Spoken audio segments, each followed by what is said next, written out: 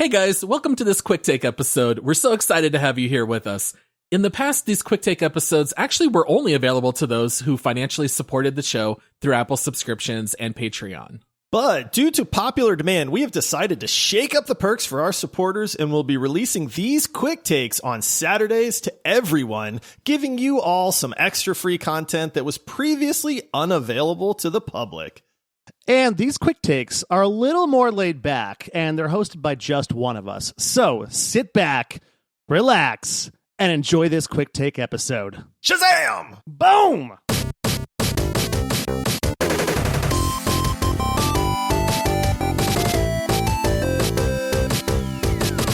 Hey everyone, it is Josh, and I am back with what are becoming some of my favorite episodes where I get to recommend games to you lovely guys and gals out there and hopefully get you to play something that maybe you haven't played before.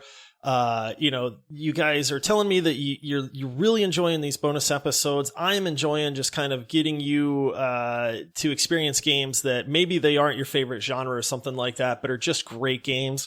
So I'm back, baby, and that's what I am doing in this episode. And today I am going to recommend a game that you have heard me talk about on the podcast. Paul and Todd have actually picked on me a little bit, but here I am yet once again because I've got faith in you guys that you're gonna stand behind me and you're gonna stand up for this game and tell Paul and Todd how wrong they are. And that game is one that is called Remnant from the Ashes. Now, have you ever wished there was a Dark Souls shooter game? There is, and it's called Remnant from the Ashes. That's right, this game is been called the Dark Souls with guns. And honestly, that's a pretty fair description. Now, I know what you're thinking, but yes, really, this is the closest thing to Dark Souls game, but with guns instead, that you can get, and I'm going to get right into it.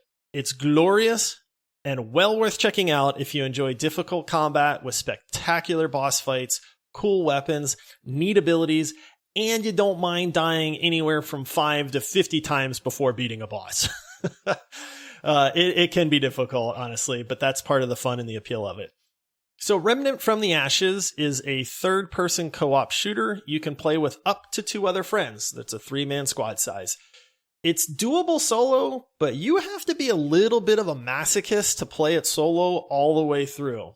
There's not much scaling for multiplayer, so having friends definitely makes some of the boss battles easier.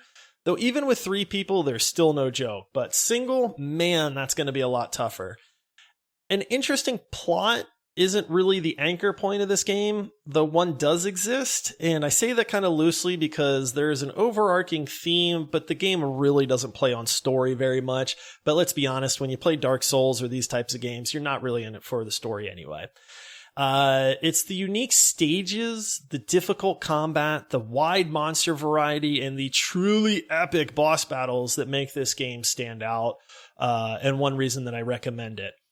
Don't have 2 other friends to play with? Hey, that's okay. Drop in and drop out matchmaking exists, and most randoms that I've played with all have the same goal in mind, and that's survive and win. Coordinating with your team to take down ads, focus bosses, res each other, etc. They all matter, and most people all want the same thing. So take comfort in quick and easy matchmaking. You don't have to have 2 other friends to be able to pick this game up and have a good time. Now, this game is hard. When I said it's Dark Souls with guns, I meant it. You're gonna die a lot. Checkpoints exist, and honestly, they're ripoffs of the Dark Souls bonfires, but that's not a bad thing. Trash mobs respawn when you rest, so it's a risk-reward type thing, whether you really decide you need to rest or not. But overall, Remnant isn't quite as hard as Dark Souls, but there are some stages and boss fights that are quite memorable and still have me and my friends talking about it. My friends besides Paul and Todd, since they won't play it with me. But so what works and what doesn't? I love the combat and the boss fights. This is, for being a shooter-based game, the gunplay is great.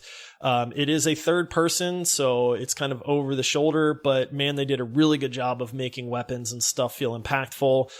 Your abilities that you can get are impactful. There's a lot of customization to those weapons and stuff as well. So there is a lot to enjoy with the combat and the boss fights and the progression in this game.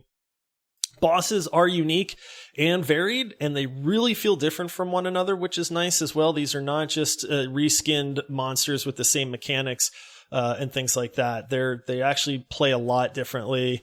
The stages are different. The arenas that you'll fight the bosses in are really different from each other. They did a great job of just kind of giving each boss its own unique feel. And there's a lot of them. Like, you can play, honestly, I've played through Remnant probably 2.5 times, and in each one of those, there were bosses that I had never fought before, which really led to some cool moments and a lot of replayability there as well.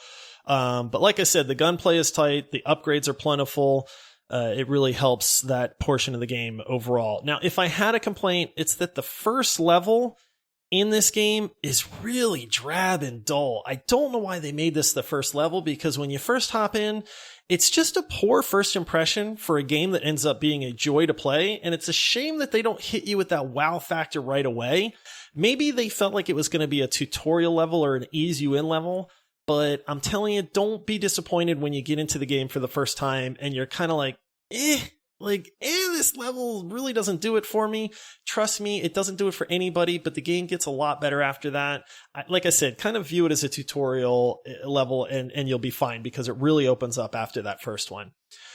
Remnant from the Ashes is criminally unknown in the genre, and as one of the better co-op shooters out there, I'm honestly amazed it's not more popular. It's currently $39.99 on Steam as of this recording, but you can pick it up on sale for a lot less than that. I think at one point it was even free on the Epic Game Store as one of their giveaways, so I'm pretty confident that you can get it for less than $40.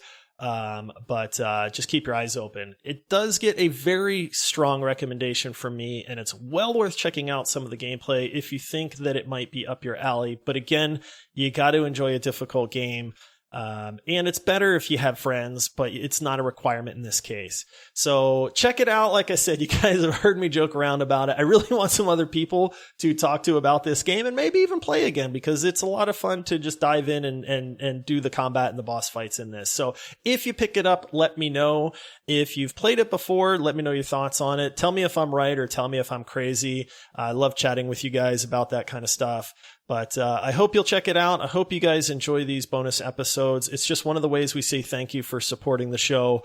And so thank you for supporting the show. All right, guys, I will see you on the next Quick Takes episode. I'll talk to you later. Have a good one. Bye-bye.